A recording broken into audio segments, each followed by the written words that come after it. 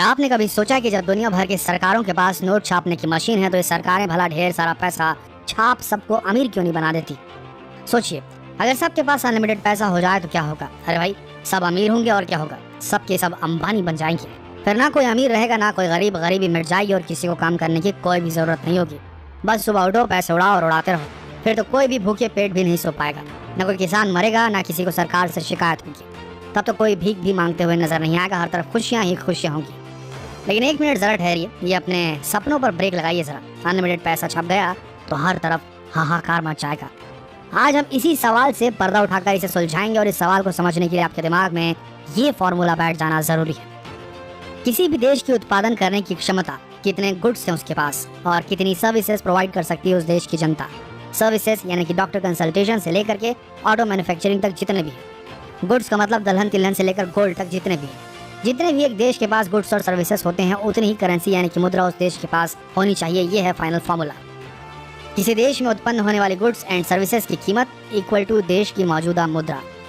इसे थोड़ा सिंप्लीफाई करके देखें तो ये मान के चलिए कि देश अगर एक बड़ा बाजार है और वहाँ एक सीमित अमाउंट में गुड्स हैं यानी कि प्रोडक्ट्स हैं, तो ये मान कर चलिए उन प्रोडक्ट्स की खरीदी और बिक्री के लिए जिन टोकन्स का प्रयोग किया जाता है वो ही करेंसी। अगर हम करेंसी की संख्या बढ़ा दें तो भी उस देश में प्रोडक्ट्स या गुड्स की संख्या में तो वृद्धि हो ही नहीं सकती। होगा ये कि पैसा ज्यादा होगा पर गुड्स नहीं। कंफ्यूजिंग लगा? चलिए आपको थोड़ा सा इजी करके समझाते हैं। अब हम इस बात को उदाहरण के जरिए समझते हैं। मान लो कि किसी देश में 5 लोग रहते हैं और सबके पास 100 रुपए हैं और उस देश में 50 किलो चावल पैदा होता है। तो उस 50 किलो चावल का टोटल कीमत कितनी होगी? 100 × 5 = 500।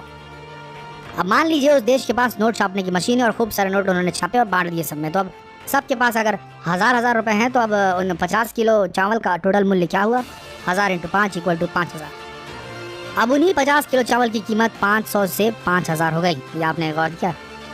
मतलब तो आप अब समझ ही गए होंगे। नहीं तो चलिए थोड़ा और विस्तार से आपको समझा देते हैं। सरकार जितना ज्यादा नोट छापेगी उतनी ज्यादा महंगाई बढ़ेगी और इसी को हम मुद्रास्फीति भी कहते हैं, यानी कि डीवैल्यूएशन ऑफ करेंसी हो जाएगी। चलिए इसे हम आपको दूसरे तरीके से भी समझाते हैं। मान लीजिए कि सरकार ने बहुत सारे पैसे छाप दिए और सब मालामाल हो गए, सबके पास लाखों करोड़ आ गए। तो जब हम मार्केट में साबुन खरीदने के लिए जाएंगे तो उसकी कीमत 50 रुपए होगी। दुकानदार भला आपको कम पैसे में क्यों देगा? आपके पास तो बहुत पैसा है। अरे भाई, दुकानदार की भी तो लालच बढ़ेगी। धीरे धीरे सबकी कीमत आसमान छूने लगेगी। साबुन से लेकर हर चीज़ के दाम जो है वो आसमान पर रहेंगे। कच्चे माल से लेकर तैयार माल तक सभी वस्तुएं मिलेंगी, लेकिन दाम थोड़े ज़्यादा हो जाएंगे। लेकिन सब जानते हुए भी इतिहास गवाह है कि 2 देशों ने ये बहुत बड़ी गलती की थी। उन्होंने ज़रूरत से ज़्यादा पैसा छापा था, ये सोच कर कि इससे गरीबी मिट सकती है। उन 2 देशों में से पहला देश है जर्मनी। प्रथम विश्व युद्ध के बाद जर्मनी की अर्थव्यवस्था चरमरा गई थी। युद्ध की ज़रूरतें पूरी करने के लिए जर्मनी ने बहुत सारे देशों से कर्ज लिया था, मगर युद्ध में हुई हार के बाद वह कर्ज नहीं चुका पाए। जर्मनी ने सोचा कि हम खूब सारा पैसा छापकर अपना कर्ज उतार देंगे। बस फिर क्या था, जर्मनी ने यही किया और उन्होंने अनलिमिटेड अमाउंट में पैसा छापा और फिर नतीजा यह हुआ कि वहाँ की मुद्रा का डिवैल्यूएशन, अवमूल्यन हो गया और वहाँ की महंगाई आसमान छूने लगी।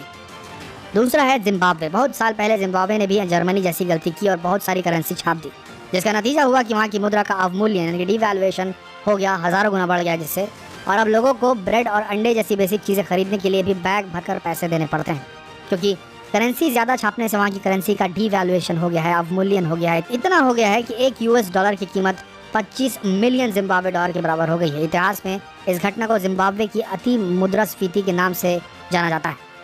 तो दोस्तों, क्या आप समझ गए कि आप जितने नोट छापेंगे उतने ही आपको महंगाई का सामना करना पड़ेगा और ऐसा करने से उस देश का आसमान छूता हुआ स्टॉक मार्केट भी ज़मीन पर आ जाएगा।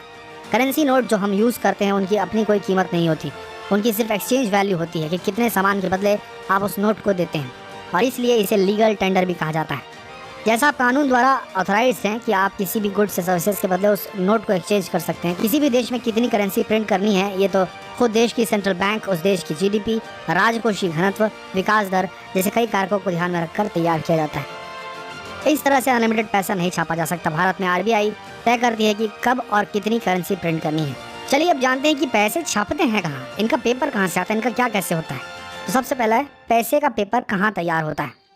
भारतीय पैसों का पेपर ज़्यादातर दुनिया के 4 देशों में होता है। इन देशों में पेपर बनाने की आधुनिक मशीन है। तो चलिए जानते हैं वो कौन से देश हैं। पहला अमेरिका का पोर्टल, दूसरा फ्रांस का अर्जो विगिस, तीसरा स्वीडन और चौथा लुसेंटल पेपर फैब्रिक। हमारे देश में पैसा छापने की मशीन कहाँ है? पैसा बनाने की मशीन एमपी के देवास, दूसरा मैसूर, तीसरा सालबोनी, चौथा नासिक में है।